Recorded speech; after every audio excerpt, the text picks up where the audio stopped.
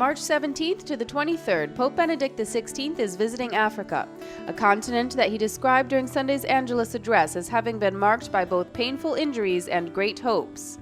Monsignor Joseph Ballong-Wen-Mewuda, in charge of Vatican Radios French language African programming, explains the choice of Cameroon as the first host country for the papal visit.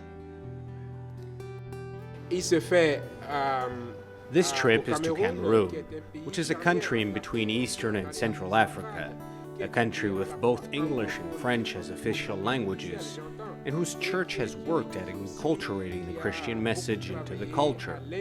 So I think that there is the first, most important part that won't be intended for Cameroon, but all of Africa. It's all of Africa that will convene in Yaoundé.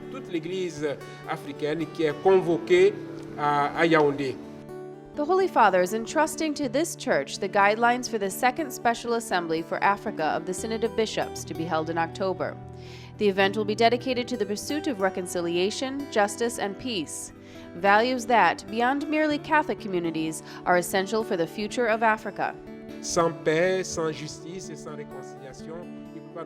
Without peace, without justice, and without reconciliation, there cannot be viable and sustainable development. But actually, Africa is a continent seeking the way to harmonious and integrated development. It still has misery, famine, malnutrition, and so without these elements, peace, justice, reconciliation, there can't be development.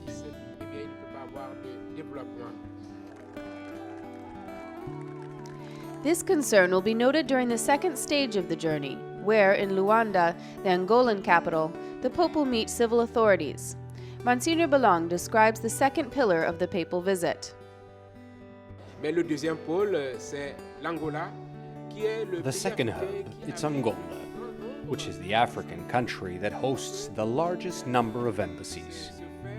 I think perhaps this fact has guided the choice of this country, which celebrated 4 years ago, just a few years ago, the 500th anniversary of its evangelization.